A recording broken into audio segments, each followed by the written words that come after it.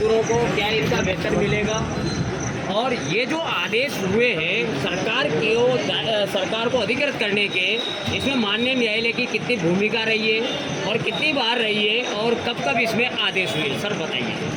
देखिए सर, मैं अभी आपको थोड़ा सा स्पष्ट करना चाहूँगा कि ये जो भी जिस तरीके से हुआ है वो क्या कारण रहे।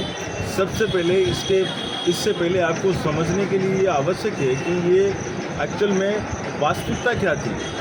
जो जेके की जो 227 एकड़ भूमि थी, जिस पर चार प्लांट संचालित थे, इन चारों प्लांटों में जो वर्कर थे, जो श्रमिक थे, उनके वेतन और उनके जो भी वेजेस वगैरह वो बकाया चले आ रहे थे, और जिनको जेके पूर्ति नहीं कर पा रहा था और उसने फैक्ट्री को बंद कर दिया था।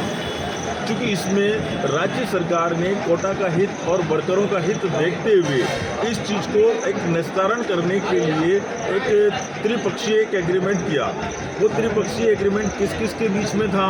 वो एग्रीमेंट था जेके फैक्ट्री, जो उसकी वास्तविकता, उसकी मालिक एक तरीके से उसको जो संचालित कर रही थी, उस जेके फैक्ट्री पर वर्करों की लायबिलिटी थी। उस जेके फैक्ट्री के मध्य और एक अराफात ग्रुप के मध्य गवर्नमेंट ने मध्यस्थता करते हुए ये त्रिपक्षीय एग्रीमेंट किया गया। परंतु चूंकि इसमें एक वर्कर की जो लायबिलिटी थी, इसलिए एक पक्ष वर्कर के रूप में रखा गया, जिससे कि वो उनकी लायबिलिटी को ये एक्सेप्ट कर सके कि वो उस लायबिलिटी को अराफात ग्रुप से प्राप्त कर सके।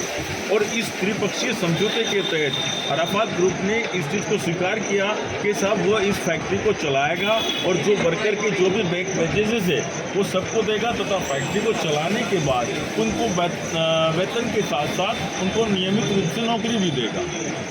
और यही कंडीशन के आधार पर जेके फैक्ट्री को सरकार ने इस ट्राई पार्टी एग्रीमेंट के आधार पर चीफ सेक्रेटरी के आदेश से अराफात ग्रुप को आवंटित किया। आवंटित मतलब एब्सोल्युटली आवंटन नहीं कह सकते हम उसको, वो सिर्फ आवंटन इस आधार पर था कि उसमें कंडीशंस इम्पोज की सरकार ने।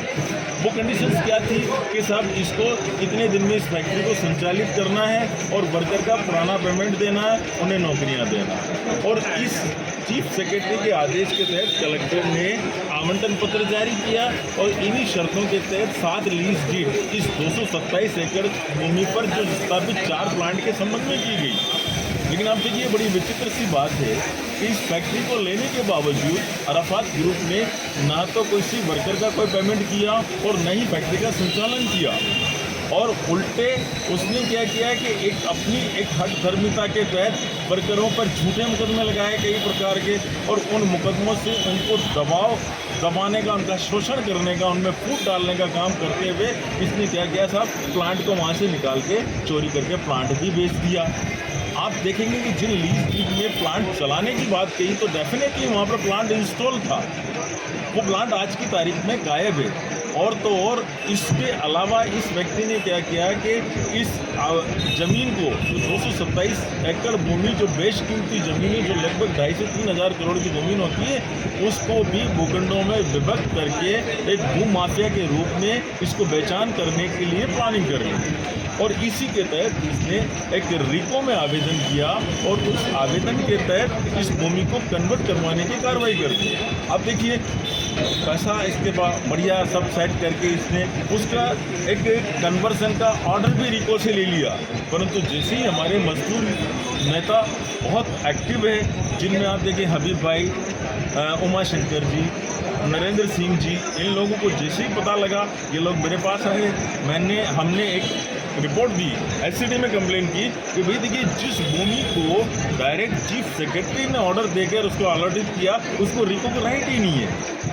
बियॉन्ड राइट रिको ने अगर कोई कन्वर्जन किया तो 100 मोटो अवैध है, और उस पर रिको ने स्वयं अपने ऑर्डर को कैंसिल किया।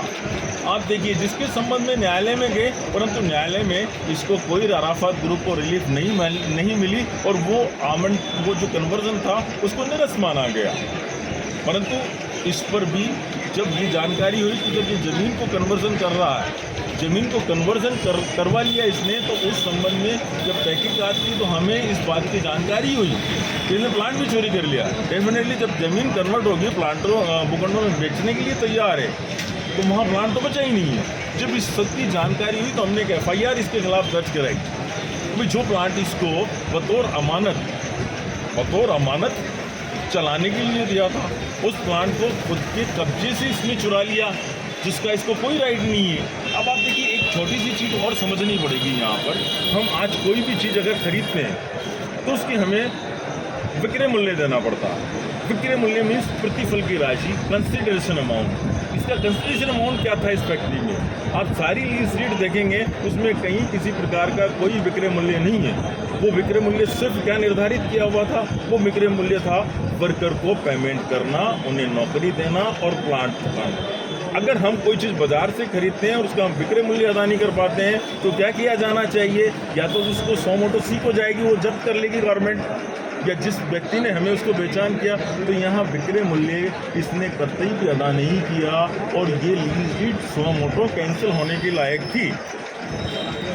जब हमने प्लांट के संबंध में हमें ये जानकारी प्राप्त हुई कि चोरी करके इसने फुर्सबुर कर दिया, तो हम ये मान के चलते विक्रय मूल्य नहीं दिया तो एब्सोल्यूट ऑनरशिप इसकी कतई भी नहीं थी। इस संबंध में जब हमने FIR दर्ज कराई तो आप देखिए, बड़ी विचित्र सी बात है, जो अलॉटमेंट और जो लीज डीड 2007 में बनी थी, उन सबको सुपरसीड करते हुए इस व्यक्ति ने एक फर्जी MOU तैयार कर लिया, जिसमें बताया कि मैंने तो 52 करोड़ में इस जगह से ज़मीन को खरीदी। अरे भाई, अगर आपने 2001 में 52 करोड़ में ज़मीन खरीद ली थी तो क्या कारण था आपको कलेक्टर से जो लीज डीड करवाने की, साथ लीज डीड करवाने की कंडीशनल लेने की? इसका मतलब आपने उस MOU के मजदूरों का धरना कामयाब, के मजदूरों का धरना कामयाब, के मजदूरों का धरना कामयाब, इंकलाब जिंदाबाद, के मजदूरों का धरना कामयाब, के मजदूरों का धरना कामयाब, के मजदूरों का धरना कामयाब, इंकलाब जिंदाबाद, के मजदूरों का धरना कामयाब, जेके मजदूरों का धरना कामयाब। सर्वप्रथम आप सभी को बहुत बहुत शुभकामनाएं।